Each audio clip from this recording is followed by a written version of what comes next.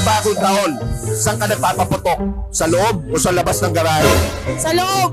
Mas masarap! Mas masarap! Mas masarap! Grabe na to, hindi ko na kinakaya to.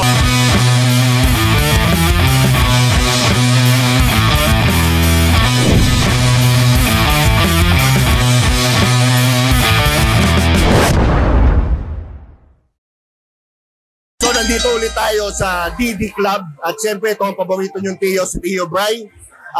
May kasama na naman akong isang magandang dilag. Ang pangalan niya ay Kate. Wow! Uy, grabe ang ganda ni Kate. Teka, tayo, necklace check. Patingin ang necklace mo. Okay, ang ganda ng necklace niya, nakita nyo. Ready ka na ba sa mga question ko? Ready na. Okay, Kate, pwede ka bang contentin? Okay, ano pang iniintay natin? Contentin na yan. First question, tito o fuckboy? Fuckboy. Putang ina, kulong. Bakit fuckboy? Ayoko ng tito eh.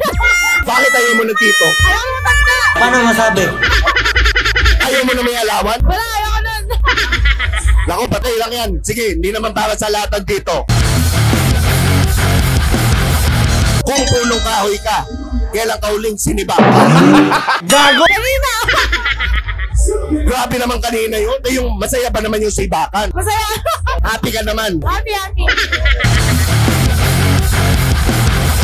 May pusa ka ba? Meron. Gano'n mo kadalas pinapag-groom yung pusa mo? Kada, dalawang araw? Kada dalawang araw? Pwede na, pwede. Yung pusa mo na ba yun? Pinapahimas mo ba sa iba? Oo. Ba, magkakapusa ka. Paano mo siya ihimasin? Pataas, pababa, o circular? Lahat. Ngayon, yung pusa mo, lalaruin mo ba siya? Oo. Gano'n mo siya kadalas lalaruin? Mayat, maya. Sarap. Narinig mo maya, grabe, di ba? Kung magiging date ka, ano ka? 1,000 pops o only pop? Andy Pop. Grabe, only pop? Talaga kaya mo only pop? Kakayanin. Iba magpasaya to. Pag nagkakainan na, anong gusto mo? Sa aircon o yung pinagpapawisan? Pinagpapawisan. Bakit yung pinagpapawisan yung gusto mo? Para mas masarap. Paano mas ano? Para mas masarap. Ang sarap! Ay, grabe. Nakita mo yung cameraman, di ba? Oo. Kung aayain ka niya magkape, anong sasabihin mo? Wag po o sige po. Pero dapat may feelings. Sige po. Paano yung feeling? With feelings, with feeling. Sige po. Magkano sisingil mo sa kanya? 1.5 o 3.5? 3-5. Grabe yung 3.5 na yun. Okay yun ha. Only pops yun. Masarap ka ba sa kama? Este kasama? Masarap. Paano mo napapasaya yung kasama mo? Halimbawa, sasabi mo masarap ka kasama. Ano ba? Basta masarap. Mapagbigay ka bang tao? Oo naman. Binibigay ko lahat. Paano ka magbigay? Galit o cheerful? Galit. Yeah, boy. Galit? Galit. Grabe, ibang klase ha. Masarap ba naman yung binibigay mo? Masarap. Sobrang sarap. Ow! Ano mas gusto mo? Ice buko o popsicle? Popsicle. Okay, ngayon sabi mo popsicle.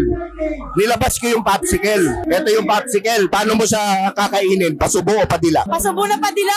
Ito nilabas ko. Paano?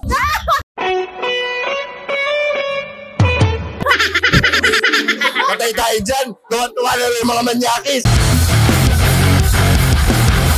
Kung magiging gunting ka, paano ka bubuka? Malawak o sakto lang? Malawak. Malawak ka bubuka? Oo.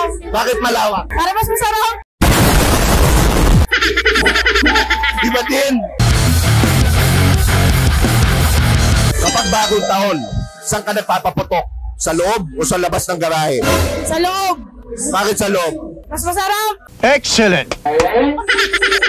Okay, grabe na to, hindi ko na kinakaya to. So, gusto ko na lang sana i-promote mo sa yung mga social media account mo para ma-follow ka ng mga Skynam. Follow niyo ako, Kate Lau. Okay, yun lang yung social media mo.